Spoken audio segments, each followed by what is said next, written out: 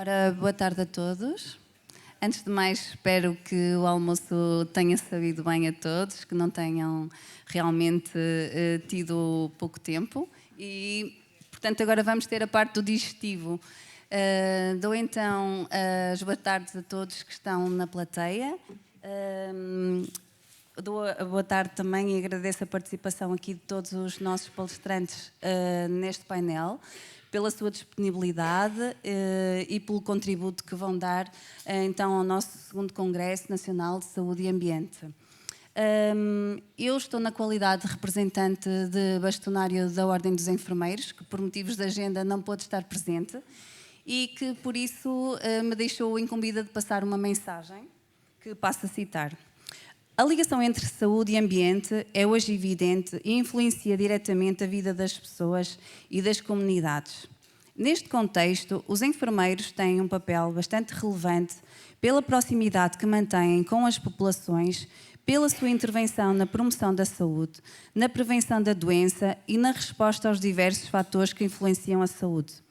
A Ordem dos Enfermeiros saúda por isso esta iniciativa e sublinha a importância de continuar a promover uma abordagem integrada e sustentável nestas matérias. Portanto, ao longo desta mesa redonda intitulada Os benefícios da natureza e do oceano para a saúde e o bem-estar, vão estar 6 palestrantes que nos vão falar cada um dos projetos que estão a dinamizar nas suas organizações e, portanto, vamos todos escutar com atenção, porque poderemos lançar o desafio à plateia de também podermos ter estes projetos dinamizados a nível nacional e, quem sabe, internacional. Portanto, vamos ouvi-los com atenção. E antes de mais, então, vou passar sem mais demora ao início da mesa redonda. Vou apresentar, então, a professora doutora Sónia Dias, que é diretora e professora catedrática da Escola Nacional de Saúde Pública da Universidade Nova de Lisboa. É doutorada em Saúde Internacional. Desenvolve a sua atividade científica na área da promoção da saúde, prevenção da doença e ciências sociocomportamentais. Tem vasta experiência em projetos, nomeadamente financiados pela União Europeia. Atua como consultora em várias organizações internacionais e painéis científicos e é autora de mais de 150 artigos em revistas científicas indexadas e publicou vários capítulos de livros e livros. Portanto, a sua intervenção tem como tema Prescrever a natureza às crianças, projeto Connect. Passo a palavra, então. Professora Sónia, pode dirigir-se. Tem a palavra.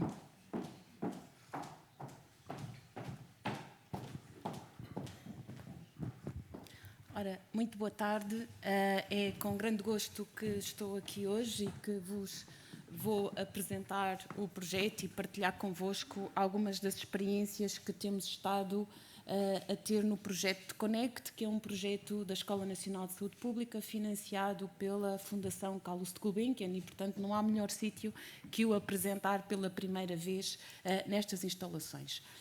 Na verdade, o projeto parte de um chapéu, digamos assim, daquilo que é a prescrição social. Na verdade, a ideia é que os nossos desafios em saúde e os ligados à sustentabilidade do sistema de saúde são complexos e são difíceis, na verdade, de responder se não forem com uma matriz de colaboração multissetorial. E, portanto, nesse sentido, a prescrição social surge como uma alternativa e um complemento de uma intervenção não clínica a pessoas com necessidades psicossociais, em que o foco é, de facto, nas suas prioridades, motivações e necessidades, favorecendo a saúde e o bem-estar. Penso que a ideia de prescrição social já é bastante conhecida, mas para quem tem menos conhecimento, na verdade, parte de uma ideia muito simples, que é ligar aquilo que são as necessidades não clínicas, mais ligadas com os determinantes sociais dentro do setor saúde para, através de um profissional de ligação, podermos ter acesso aos recursos existentes na comunidade. Na verdade, se o modelo de prescrição social é relativamente novo em Portugal, ele já tem bastante evidência, nomeadamente no Reino Unido e em outros países da União Europeia e fora da União Europeia, mas a prescrição social em crianças e jovens começa agora a ganhar também um grande peso e nós temos estado envolvidos quer no Centro de Conhecimento da Prescrição Social na escola, mas também na rede internacional de prescrição social, a perceber exatamente como é que se adapta estes projetos às crianças e jovens e tem vindo a ser criado um conhecimento e guidelines específicas para esta faixa etária. Na verdade, aquilo que sabemos e daquilo que é evidência existente também nas crianças, há benefícios da prescrição social baseada na natureza, que como também já tivemos oportunidade de ouvir hoje e face ao limitado tempo não irei alargar-me, mas de facto há evidência que mostra impacto ao nível individual na questão da saúde e bem-estar, na redução de stress, mas também nas questões da equidade, que são tão importantes no nosso país, na procura de reduzir as desigualdades sociais em saúde existentes e depois naquilo que é o impacto mais secundário da sustentabilidade local e da sustentabilidade ambiental e dos sistemas de saúde. E, portanto, é neste contexto que surge o projeto Connect, que, na verdade, procura melhorar a saúde mental, a qualidade de vida e a conexão social de crianças com necessidades psicossociais através da ligação a atividades relacionadas com a natureza. Neste projeto em concreto, nós temos duas grandes vertentes. Por um lado, aquilo que se chamam o Green Social Prescribing, portanto, atividades mais relacionadas com a natureza de atividades verdes, espaços verdes, com caminhadas, atividades criativas na natureza e nas florestas e depois atividades azuis mais relacionadas com a água, desportos aquáticos, conservação dos oceanos, etc.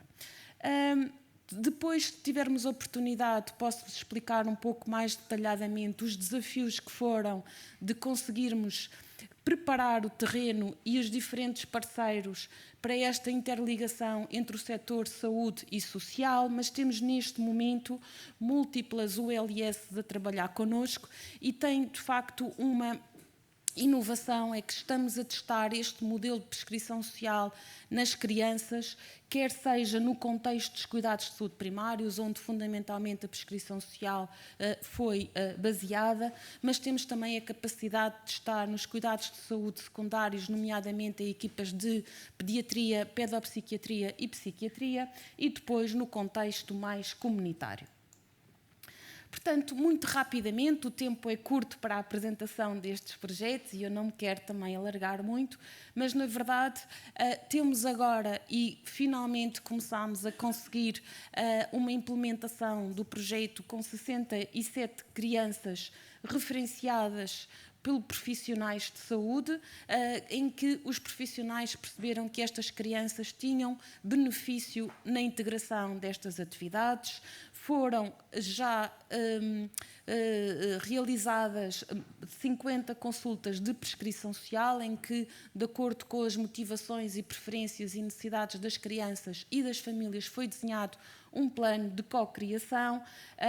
Estão, neste momento, a ter atividades de contacto com a natureza e temos já, na verdade, 25 crianças que completaram todo o ciclo das sessões e completaram todo o ciclo da avaliação do projeto e passaria agora a explicar um pouco esta questão mais da avaliação, que é um componente importante também de criação de evidência para fazer scale-up destes projetos piloto. Por um lado, estamos interessados em avaliar a implementação da intervenção e quais são os fatores que estão associados a este maior sucesso ou insucesso do projeto.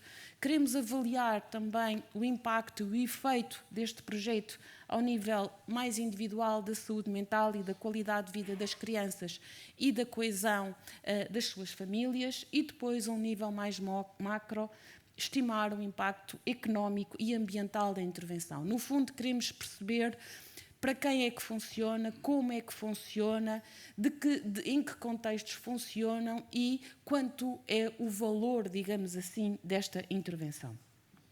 Não me irei alargar na parte mais científica, digamos assim, do projeto, mas temos um estudo bastante robusto em termos do desenho da avaliação do projeto, com avaliação de métodos mistos, num modelo longitudinal de 3 fases de avaliação das crianças, com um grupo de intervenção e um grupo de controle, baseado naquilo que são os modelos mais teóricos da ciência da implementação, que nos permite avaliar vários fatores associados à implementação da iniciativa, e temos componentes mais quantitativos, mas também estamos neste momento a avançar com uma abordagem mais participativa, incluindo outros métodos de investigação que permitam uma participação mais ativa das crianças, nomeadamente com entrevistas, mas também com o método Photo Voice, para que as crianças possam ter maior capacidade de participação. E, portanto, queremos, como eu dizia, integrar estes resultados para compreender, por um lado, o impacto, os processos, o contexto e o valor destas intervenções. Aquilo que temos vindo a ver é que os desafios que levam, digamos assim, ou os motivos de referenciação, normalmente são múltiplos e são coexistentes. E, portanto, é difícil também de encontrar intervenções que possam responder a esta multidimensionalidade dos problemas identificados nestas crianças, que são múltiplos, como se podem ver na grande maioria dos motivos de referenciação. E, portanto, os nossos resultados, como vocês viram, a amostra é ainda pequena, estamos agora, sim, a começar a ter maiores números de entrada de famílias no nosso projeto, mas aquilo que vimos é um perfil com necessidades psicossociais diversificadas e, portanto, como vos diziam, por um lado, exige respostas individualizadas, mas claramente integradas nas múltiplas dimensões das necessidades das crianças e suas famílias, e temos resultados preliminares bastante promissores, quer seja no reporte da melhoria da qualidade de vida, com a indicação evolutiva do bem-estar e das atividades diárias, mas também, de forma interessante, com resultados positivos na ligação social e no sentimento de pertença, refletindo maior conexão e integração social. E, portanto, claramente os dados, e são dados preliminares, vão no sentido daquilo que também é a evidência internacional, que nos mostra que a prescrição social com base na natureza parece ser uma solução integrada que melhora a saúde e o bem-estar das crianças e suas famílias, mas também, simultaneamente, fortalece comunidades, valoriza o ambiente e contribui para uma maior sustentabilidade do sistema de saúde. E, portanto, queria só terminar, penso que consegui cumprir o tempo, queria só terminar com um breve testemunho de uma das crianças que participou no projeto.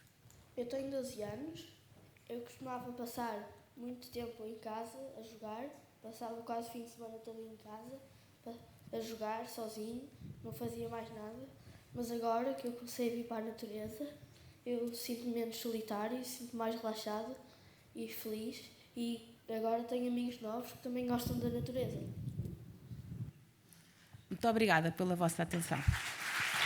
Muitos parabéns pela apresentação, doutora Sónia. Realmente foi muito pouco tempo para conseguir resumir todo este projeto, que realmente é excepcional. Mas mais à frente vamos abrir a questões, a audiência a questões. Passo então agora a apresentar o nosso próximo convidado, que é o Dr. Alex Jesse. É diretor executivo do Forest Therapy Hub e co-líder do Forest Therapy Institute Lab. Em conjunto com uma equipa multidisciplinar, ele tem desenvolvido abordagens integrativas na área das intervenções baseadas na natureza, articulando a evidência científica sobre natureza e saúde com práticas tradicionais de reconexão com o meio natural. Atualmente ele co-lidera 2 projetos europeus financiados pela União Europeia, o Natural Lab e o Forest Hall. Ao longo do seu percurso, formou mais de 2.000 profissionais nesta área, liderou intervenções em mais de 20 países distribuídos por 6 continentes e tem desenvolvido atividade académica e científica internacional, sendo autor e coautor de várias publicações e capítulos de livros sobre terapia da floresta e saúde baseada na natureza. A sua intervenção terá como tema Forest Therapy Hub Portugal. Passo a palavra então, Dr. Alex Jesse. Esteja à vontade.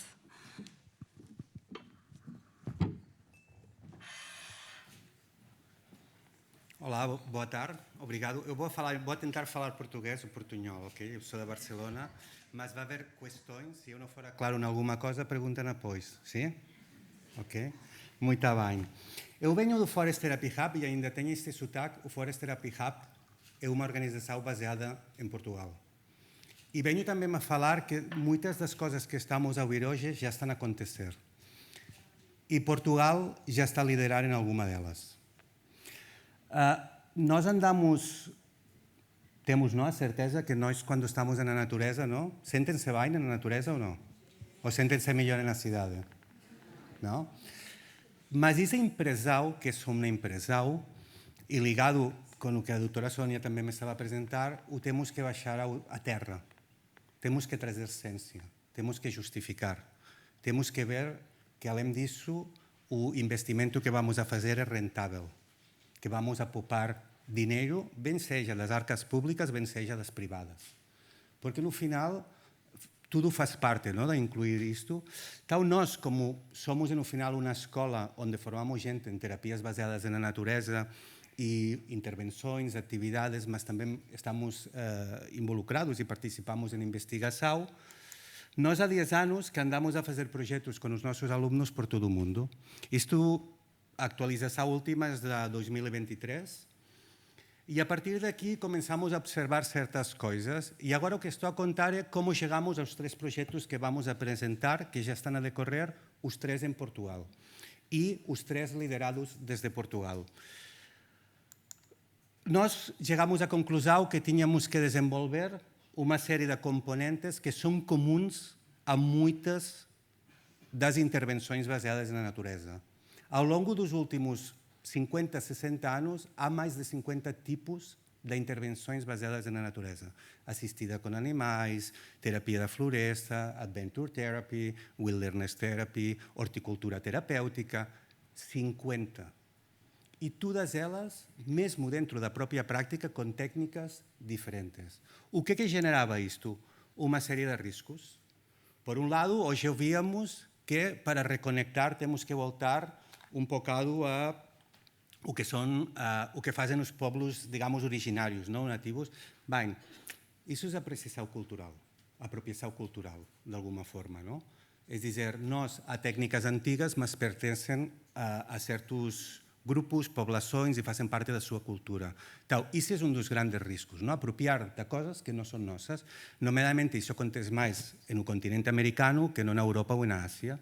Outros dos riscos, e por isso criar uma série de componentes que são comuns, é que no final, quando vamos a olhar para os papers de terapias baseadas na natureza, ainda a palavra ou a descrição, o título, seja o mesmo, as descrições são completamente diferentes do que se está a fazer. Em algumas, adivinhamos que é terapia feita por um psicólogo no meio da floresta, em outras, adivinhamos que é alguém a correr 2 horas pela floresta ou em um parque natural. Quer dizer, temos que sistematizar, porque senão acabamos em evidência muito básica, grupos muito pequenos que em realidade nem sequer são comparáveis. E por isso nós, nos últimos 10 anos, andamos a desenvolver estes componentes para poder realmente criar uma base de evidência forte. Muitos dos estudos nem sequer são clínicos. Não? Temos 20 pessoas que estiveram num parque e foi muito fixe. Isso é ciência. E vamos a ir construindo, mas depois, se a podemos comparar com outros pequenos pilotos, construímos uma base mais robusta. Não? Isso foi, desde o início, um bocado a nossa ideia. Então, nós, para lutar contra estes riscos, fazemos formação, criamos network e fazemos investigação e partilha de conhecimento. Hoje vou a falar só da parte da investigação e partilha de conhecimento e vou a centrar nisso. O primeiro projeto, Naturelab. Naturelab és um projeto liderado pelo LINEC, o Laboratório de Engenharia Civil de Portugal. Tem um budget de 6 milhões de euros e o objetivo é desenvolver, desenhar, validar terapias baseadas na natureza. Este projeto já está a decorrer, vai ser implementado, que és um dos sócios do projeto, em Sintra, vai ser implementado também em Esposende. Abrange desde miúdos, pessoas idosas, pessoas relativas à saúde mental. No total vamos a formar 600 profissionais da saúde para levar estas intervenções. Agora já temos formado 150. Há 15 projetos piloto, dos quais 6 estão em Portugal, 4 em Sintra e 2 em Esposende, e o resto estão em Peru, Grécia, Alemanha e Países Baixos. Van a participar 4.000 participantes, dos quais só uma parte atendem às intervenções, os outros são control group e os outros basicamente vão a passar tempo na floresta. E no final vamos a ter 8.000, 10.000 pessoas que vão a ter acesso a materiais formativos.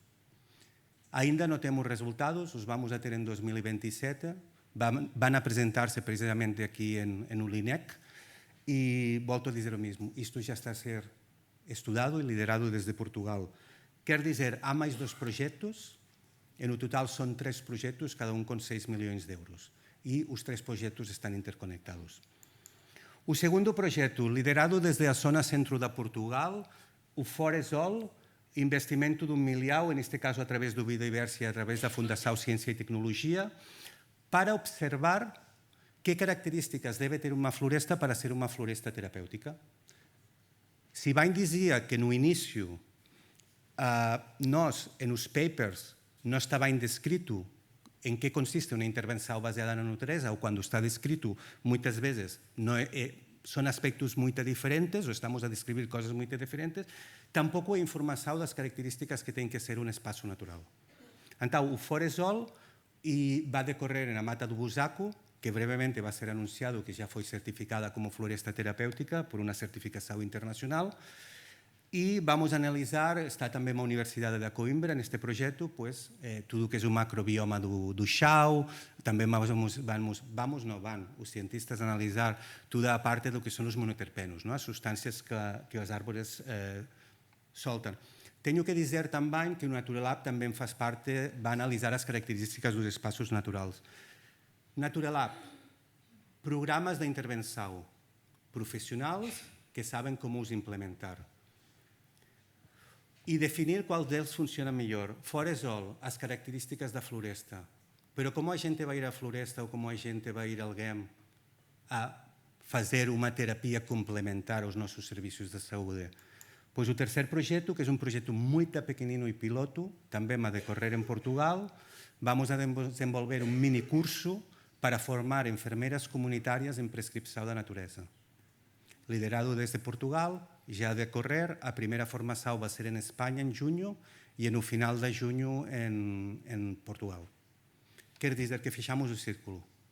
Prescrevimos, temos profissionais que conseguem fazer as práticas e sabemos que lugares são os mais qualificados para isso. 2 segundos e partilhamos isto.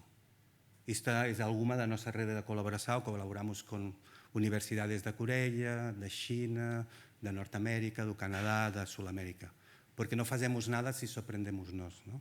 É conhecimento que tem que ser partilhado e aprender uns dos outros, porque a tarefa é grande e ninguém de nós vai conseguir fazer sozinha ou sozinho. E é tudo. Muito obrigada, Alex, pelo cumprimento atempado do tempo.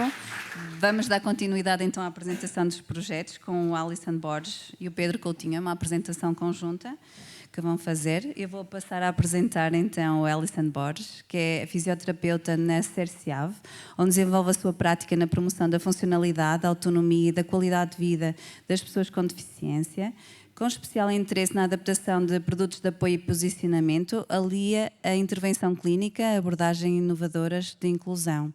Portanto, tem desenvolvido projetos, nomeadamente através da vela adaptada. O projeto denomina-se Ria Sem Limites, destacando-se o papel do oceano como promotor de saúde e bem-estar. Vou passar também a apresentar o Pedro Coutinho, que colabora com o Sporting Clube de Aveiro, na Academia de Vela, no desenvolvimento, promoção e gestão operacional do projeto Ria Sem Limites. É entusiasta da possibilidade de pessoas com deficiência em situação de vulnerabilidade. A intervenção abordará então o tema a prescrição do oceano para a incapacidade. Passa então a palavra aos dois. Vai falar um de cada vez, mas vão estar os dois em sintonia.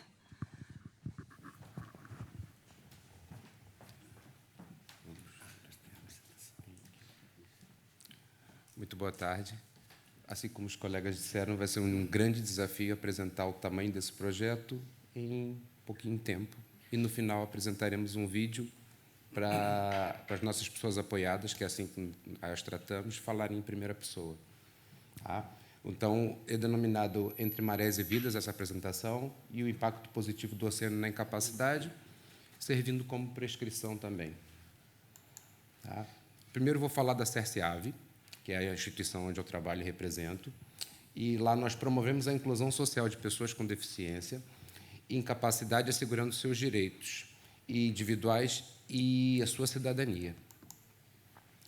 Um pouco do histórico da CERCIAVE: foi fundada por pais que tinham muita necessidade de saber aonde incluir os seus filhos, e partiu do movimento social a criação das CERCs, e sendo a CERC de ADV a segunda, a primeira foi aqui de Lisboa. E a nossa visão é ser uma organização de referência na resposta às necessidades das pessoas com necessidades ou incapacidades, na promoção da sua qualidade de vida. Isso é um detalhe mesmo muito importante, que é a sua qualidade de vida. Os nossos valores: respeito pela dignidade humana, a inclusão, a solidariedade, a qualidade, inovação, compromisso e o trabalho em rede. Passo a palavra ao meu colega, só fiz a apresentação e regresso no fim. Deixa eu sair aqui que não me vais ajudar. Então, muito boa tarde a todos. Vimos de Aveiro, cidade da Ria, como todos sabem, e por isso o nome deste projeto que vamos brevemente apresentar.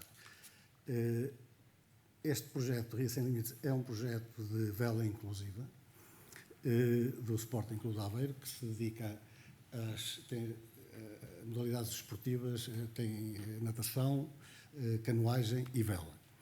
E dentro da vela, por cabeça do seu diretor, Nuno Silva, aqui há uma dúzia de anos, sonhou, e quando o homem sonha, algo acontece, não é? Então, ele sonhou com este projeto, que tem sido construído ao longo de anos. Atualmente, é um programa que está financiado com os fundos europeus, mas vamos seguir aqui a ordem. E, portanto, é suportado pelos fundos europeus por uma candidatura de Portugal à Inovação Social e também por investidores sociais locais.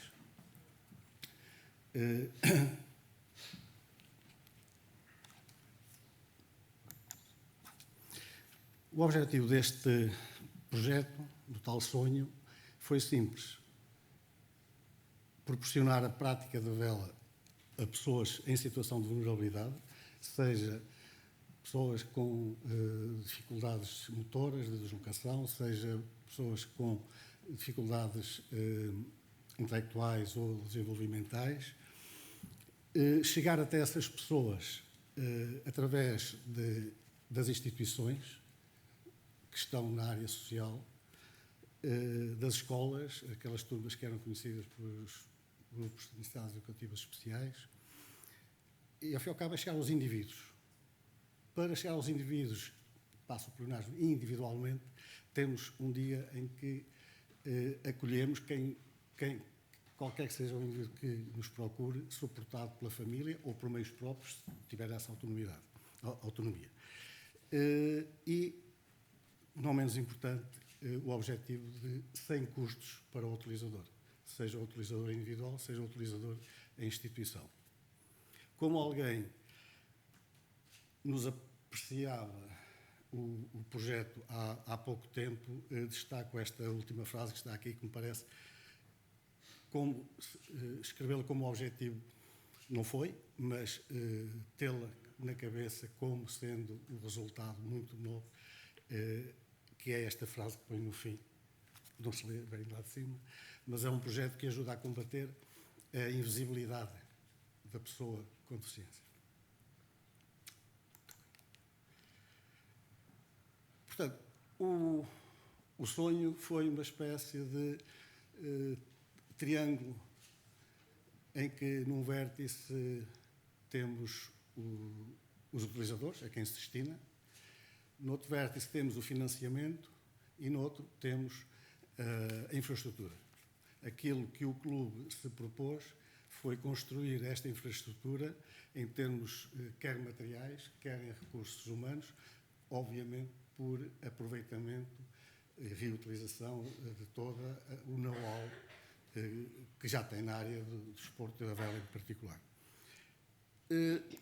Nos recursos materiais, gastava só um bocadinho de tempo para referir o tipo de embarcação que é usada. Esta embarcação tem...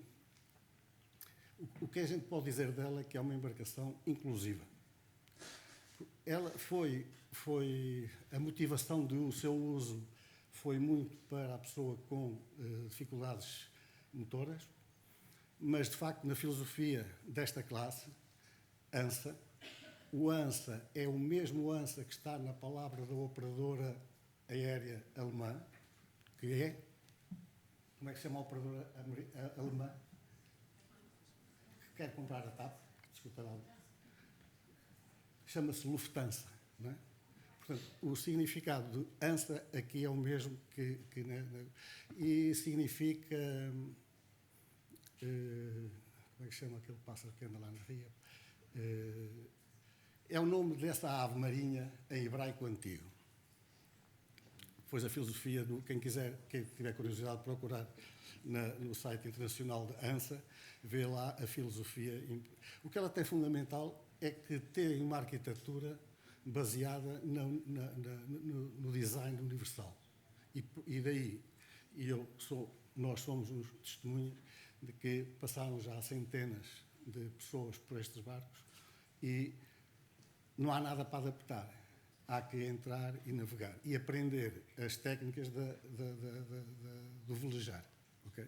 A diferença para aqueles barcos que normalmente veem nas competições de vela ligeira é que aqui o velejador vai sentar numa posição natural, virado para a frente, vai trabalhar a direção comandando o leme neste joystick e depois tem aqui uma peça que é o patilhão, que é uma peça que todos os barcos têm, mas aqui tem essa peça em todos os barcos destina-se a não deixar o barco deslizar na água, ok? E mantê-lo no percurso para em frente. Mas depois aqui tem uma particularidade, é que além de ser alto, sai 1 metro fora da água para baixo e nos últimos 30 centímetros tem 35 kg de chumbo, ou seja, torna o barco bastante tolerante a quaisquer inclinações, portanto não vira.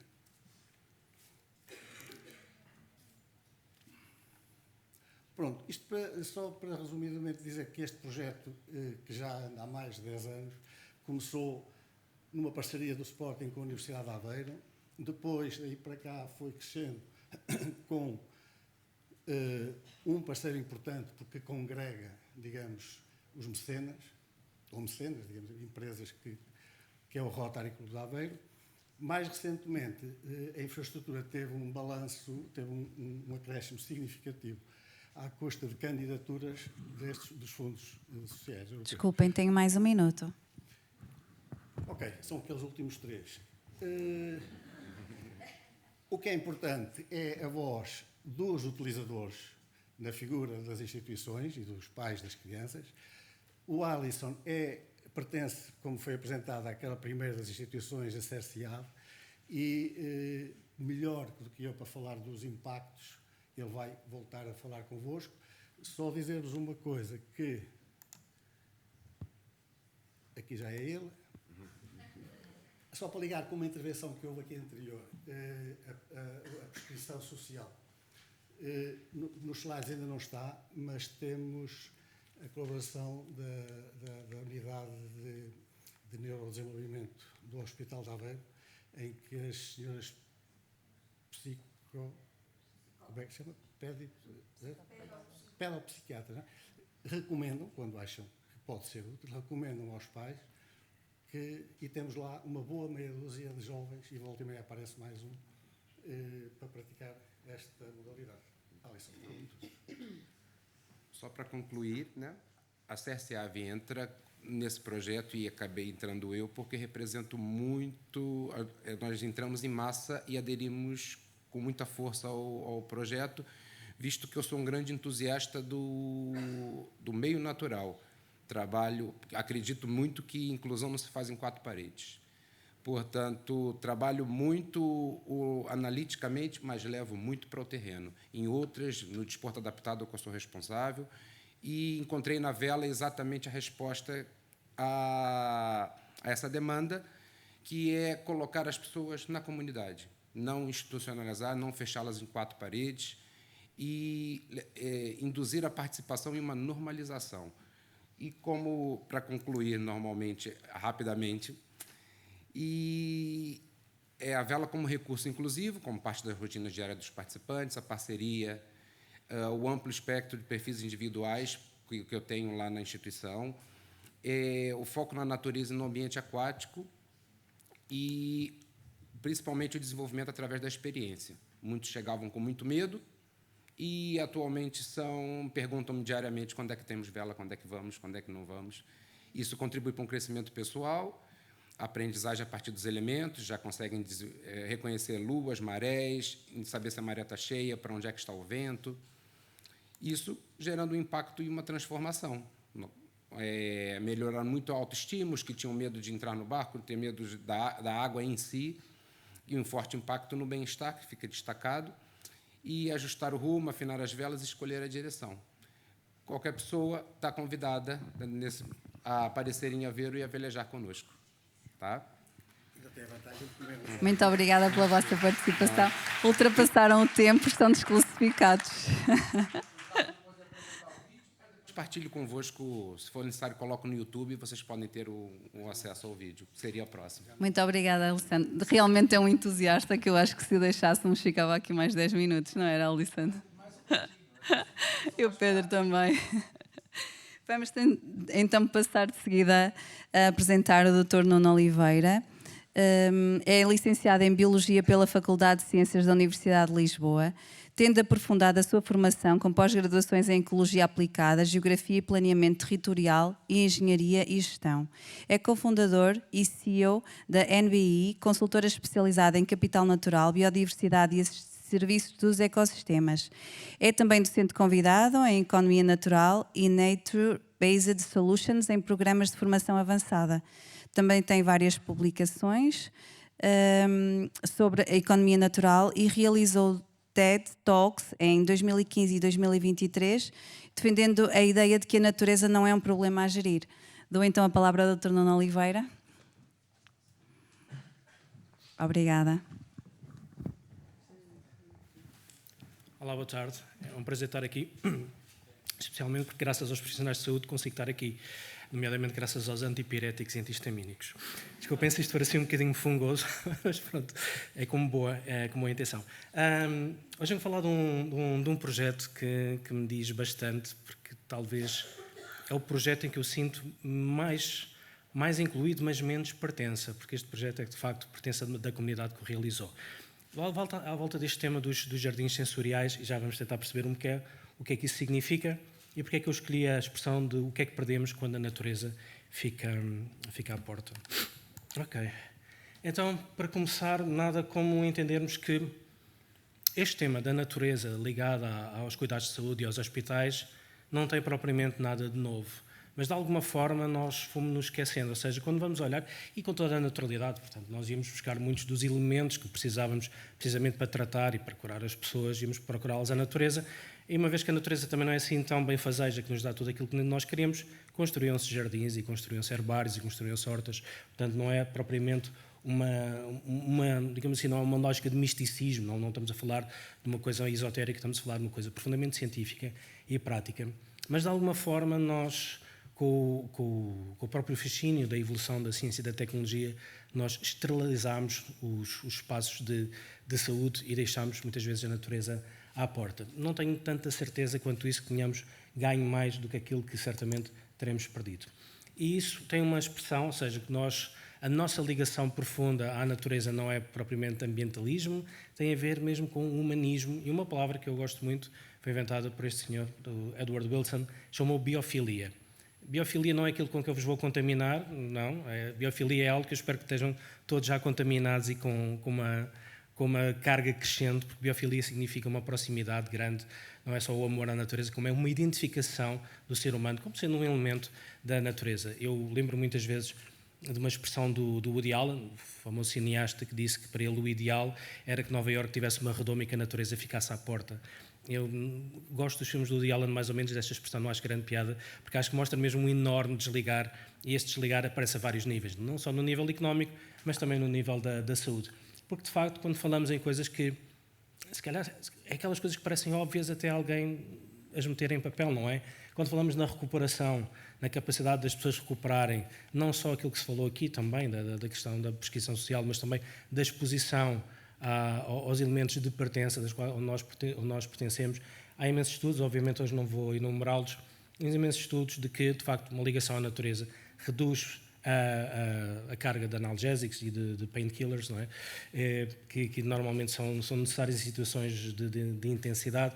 A questão também do stress reduz o cortisol e a frequência cardíaca, estimulação, estamos a falar desde as questões da mobilidade até às questões do bem-estar e mesmo da própria saúde, quer infantil, quer também da população mais idosa. Portanto, aqui não há grande novidade, se calhar a novidade é mostrarmos que é como é que estas coisas se tornam práticas. E, portanto, a pergunta é, quando um hospital não oferece contacto com a natureza, o que é que se perde? Não é bem o conforto, é mesmo capacidade terapêutica, isso é o que nós acreditamos. Isso nem sempre aparece, lá está, no Excel, não é? Quando nós fazemos as contas a como é que o hospital é gerido. Nós tivemos a oportunidade também de aprender um pouco sobre a questão difícil, não é? E complexa da gestão de um espaço hospitalar, mas a verdade é que quando vamos a ver, há os elementos principais que fazem parte de um hospital ou de uma unidade de saúde estão lá, ou seja, por um lado temos o utente, que muitas vezes vive o internamento inteiro sem variação sensorial, sem aquela questão dos marcadores biológicos de tempo, isto é uma questão que vou fechar com isso. O próprio profissional, não é? Desde o médico ao enfermeiro, ao auxiliar, às pessoas que trabalham até na parte administrativa, das pessoas que trabalham na limpeza, ou seja, todos o leque de profissionais que faz com que uma unidade de saúde, de facto, funcione como tal, muitas vezes não têm um espaço de descompressão. Nós vimos isso, no tal exemplo que vos vou mostrar no Hospital São Sebastião, em Santa Maria da Feira, disseram-nos mesmo, nós não temos autorização para estar parados um minuto. Se nós estivermos parados um minuto, vem alguém reclamar, a dizer que está 2 horas à espera. Não é que essa pessoa não tenha razão, mas deste lado também estão seres humanos que também às vezes precisam simplesmente de descansar um bocadinho, de se sentarem e sentir que ainda são pessoas num meio de alta intensidade. A instituição também perde essa dimensão da humanização, ou seja, a unidade hospitalar ou o centro de saúde ou aquilo que queiramos ver não existe num vazio, existe numa comunidade e as próprias pessoas que lá trabalham também não existem num vazio, vieram de algum lado, portanto, a unidade de saúde, o centro hospitalar pode perfeitamente ser um ecossistema de integração. E a questão do território, é verdade, muitas vezes nós vemos que os hospitais são quase ilhas isoladas, não é? Está tudo demorado, estão quase de costas voltadas para o resto da comunidade e isso não é assim tão produtivo quanto isso. Então, como é que se criou esta oportunidade? Esta oportunidade de fazer o tal jardim sensorial. A professora doutora Paula Coutinho, que existe então no Hospital do Hospital de São Sebastião, em Santa Maria da Feira, faz parte da Unidade Local de Saúde entre Douro e Voga, não me enganei, pois não? Exatamente. E que está cheio de pessoas fantásticas que trabalham também no município. Ou seja, o município abriu-nos as portas, lançou-nos este projeto, ou este desafio de criar um projeto Good for Business, um pouco no tema dos polinizadores e como é que os polinizadores podem melhorar a qualidade de vida urbana, e no meio disto tudo há pessoas fantásticas que falam umas com as outras, uma delas está ali escondida, se eu não me engano, e que começámos todos a pensar assim, então e se dentro desta lógica dos polinizadores temos aqui um espaço que se calhar precisava de alguma atenção, que é o hospital, e então virámos para o hospital e fomos então provocar um pouco as pessoas. Aquilo que aparece ali é um pouco o grupo do WhatsApp que se criou, que era super dinâmico, que era como é que nós vamos ajudar, quem vai trazer plantas, quem vai trazer luvas, quem vai trazer tudo isto. E este aqui em baixo era o desenho inicial e depois então aquilo que foi construído foi um plano. Portanto, pensou-se num plano de um jardim sensorial. Um jardim sensorial não é só um nome. Um jardim sensorial é, de facto, para ser sensorial tem que ter a atração da cor, a atração dos aromas, dos sons, os próprios caminhos, os próprios trilhos dentro daquele pequeno jardim são feitos com materiais diferentes para ter diferentes sons, e inclusivamente música também. O meu colega Paulo Pereira, que também é músico, além de ser diretor operacional da NBI, compôs 4 temas musicais com a ajuda precisamente das pessoas do hospital, que ele desafiou também. Toda a gente que sabia tocar um instrumento foi convocada e esta música foi construída em conjunto por todos. Portanto, se forem ao jardim, vão poder também pegar nos vossos headphones e poder ouvir a música que foi composta e tocada pelas pessoas envolvidas neste projeto. A inauguração foi a 12 de dezembro. Eu gosto muito especialmente desta fotografia que está aqui em baixo, que mostra mesmo, se há uma fotografia que eu uso muitas vezes para biofilia, é esta, que é o contacto que as pessoas sentem, não é? Aquele sorriso, aquele alívio, aquele rush de coisas boas, não é? Quando nós tocamos num bocadinho de natureza e sentimos aquilo que eu defino como presença. E em março de 2026 eu pedi aos colegas que estão envolvidos neste projeto que mandassem algumas fotografias e está lindíssimo, não está? Está um espetáculo. Portanto, aquilo que é importante pensar é que estamos a falar de um trabalho que nasce da vontade e nasce de envolvimento da comunidade e nasce de um trabalho que é voluntário, não é? Doutor, não me peço desculpa porque estou super entusiasmada que estamos a falar da minha instituição, mas tem um minuto. Ok, obrigado. Portanto, mais que um jardim bonito era mesmo isso, e aquilo que nós pensamos muitas vezes é que cada hospital do SNS tem pelo menos um espaço exterior ou interior subutilizado. O que não falta não são metros quadrados, o que falta é capacidade de decisão e de agir. Para a funcionalidade ecológica, para ter esta intencionalidade e integração territorial. E fecho com esta imagem. Esta senhora é a minha mãe, faz hoje 82 anos, e há 4 anos que ela está institucionalizada, está nos cuidados continuados, e é triste vê-la a decair e a definhar. E uma das coisas que eu sinto faz falta à minha mãe era precisamente um espaço verde. A minha mãe adorava flores, plantas, ela tinha sempre o jardim arranjado, tinha sempre havia sempre plantas naquela casa e flores em todo lado, nas escadas. Ela nem perguntava nada aos vizinhos em si à escada de flores. E eu sinto que, apesar de estar muito bem entregue, excelentes profissionais de saúde, não é isso que está em causa. As condições são ótimas, mas não tem nada para que ela possa religar-se à natureza e que isso possa também ajudá-la nesta sua fase final da viagem. Portanto, parabéns, bem, e espero que possa haver mais espaços de jardins sensoriais. Uma salva de palmas então aqui à mãe do Dr. Nuno, que certeza que foi a inspiração deste projeto, tenho a certeza. Ora, sem mais demora, então, vamos passar à doutora Ana Príncipe, que tem uma nota biográfica muito extensa, mas que eu vou alongar. É técnica de saúde do Sistema Nacional de Saúde desde 1986. Foi assessora de Conselho de Administração do Centro Hospitalar Universitário São João entre 2009 e 2019. Desde 2015 coordena o projeto Marinheiros da Esperança. Também coordena o projeto Micróbios Marinhos de A a Z. E a sua intervenção terá como tema Marinheiros da Esperança, refletindo então a construção de uma consciência do oceano em contexto hospitalar. Toma então a palavra, doutora Ana. Boa tarde a todos.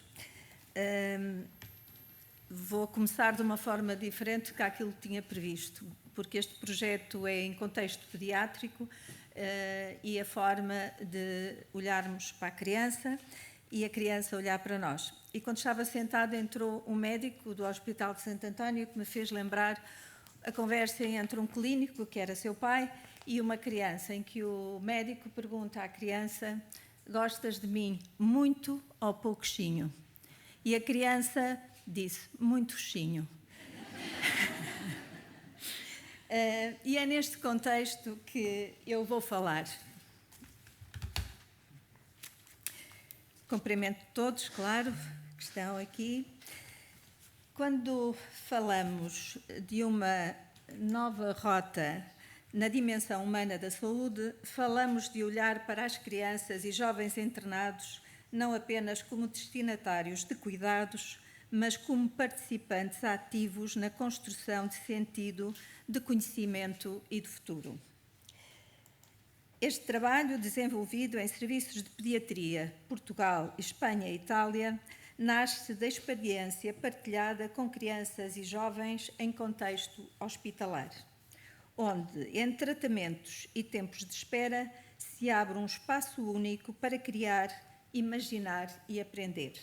E acontece num lugar muito concreto, o contexto pediátrico. Precisamente aí onde o tempo abranda e o corpo impõe limites que tudo se expande para dentro. Nasce um espaço sem medida onde as crianças se deixam ir, até que esse espaço se revela como um oceano aberto, vivo e em movimento. Esse espaço torna-se assim o pano de fundo daquilo que eu vos venho trazer hoje, que alimenta os projetos em curso. E neste momento segue em articulação com o Comitê Nacional para a Década do Oceano e com a colaboração de biólogos marinhos das Universidades de Aveiro e Lisboa, em que propõem às crianças e aos jovens internados viver num oceano científico, desde o internamento e o seu confinamento, e para explorarem e interpretarem, através dos seus desenhos, o mundo invisível desses micróbios marinhos e a sua importância nos ecossistemas. E estão também a ensinar-nos, através dos seus trabalhos, a olhar para esse universo com rigor e curiosidade e sentido de responsabilidade. E este processo só é possível graças a um trabalho essencial e muitas vezes silencioso, o dos professores e educadores hospitalares. São eles que, no cotidiano, constroem pontes entre o cuidado e a aprendizagem, transformando o tempo de espera em tempo com sentido, e o espaço hospitalar no lugar onde a educação continua a acontecer. Estes projetos são mais que atividades, são oportunidades para desenvolver consciência, reforçar o compromisso com o mundo que nos rodeia e integrar os mais novos naquilo que acontece à sua volta. E é por isso que a participação cívica, desde cedo, com liberdade intelectual e sentido crítico, é essencial. Ao mesmo tempo, há um valor que procuramos nunca perder de vista: a dignidade. A dignidade de quem está doente, mas também a dignidade de tudo o que é feito em contexto de doença.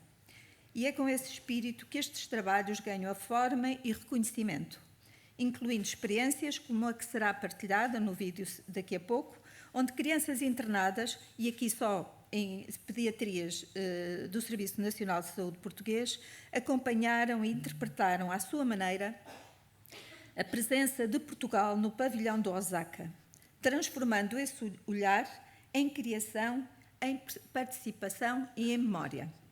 E é nesse cruzamento entre cuidado, conhecimento e dignidade que nasce verdadeiramente esta nova rota.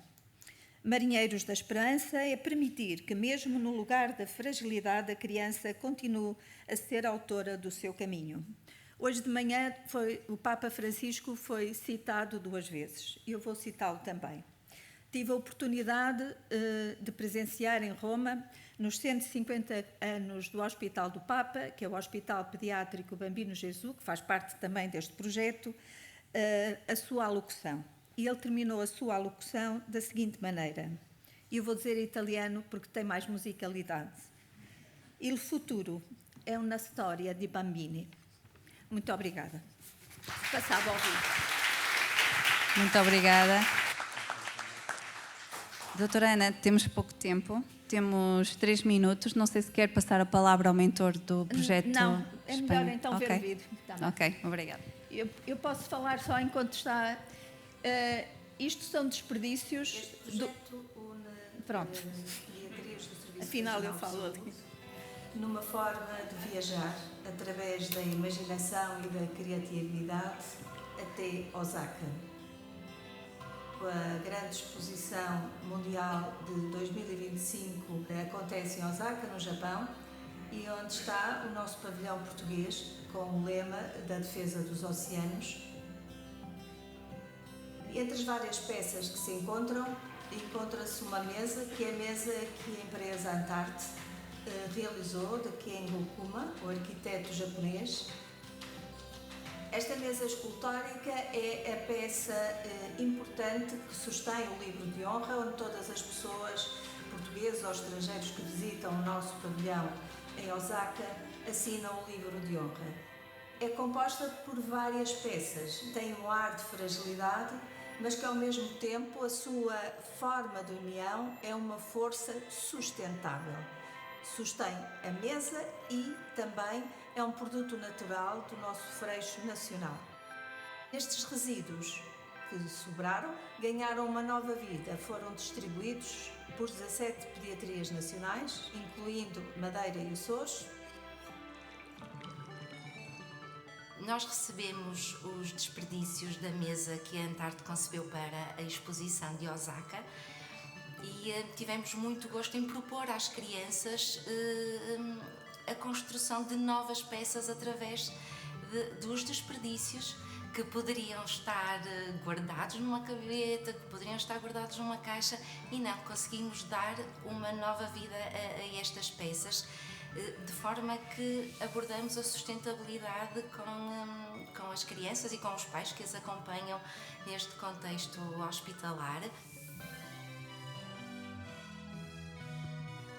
Para além disso, também alargamos os conhecimentos das crianças ao nível da proteção dos oceanos, que é um fator muito importante e que elas estão bem informadas através da escola e realmente está ligado também à saúde. Se tivermos os ecossistemas bem cuidados, a nossa saúde também irá estar Ana, vamos ter que terminar. Bem cuidada. Posso dizer só mais uma coisa? Esta peça foi feita depois por um artista plástico, este escultor, e será a primeira obra de arte no novo edifício da Direção Executiva no Norte. Muito obrigada. Muito obrigada a todos, os nossos oradores, que estavam todos tão entusiasmados. São projetos excepcionais que precisavam realmente de muito mais tempo de antena de participação na mesa, mas vamos ter que encerrar a mesa, não vamos poder abrir a plateia a questões e, portanto, quero só mencionar que todos estes projetos são pioneiros e todos me falaram ao ouvido que querem convidar toda a plateia a quererem levar estes projetos para as vossas organizações, empresas, quererem divulgar. Tem o coffee break, tem o networking para poder entrar em contacto com eles e para, se estiverem interessados, poderem dinamizar realmente e colocar em prática, porque são projetos que se podem estender quer a nível nacional, quer internacional, como já vimos, e portanto temos aqui um ponto de partida e convido a todos então a tomarem a vossa decisão. Portanto, muito obrigada a todos pela vossa atenção, pela plateia tão recheada e vamos dar continuidade ao programa. Obrigada.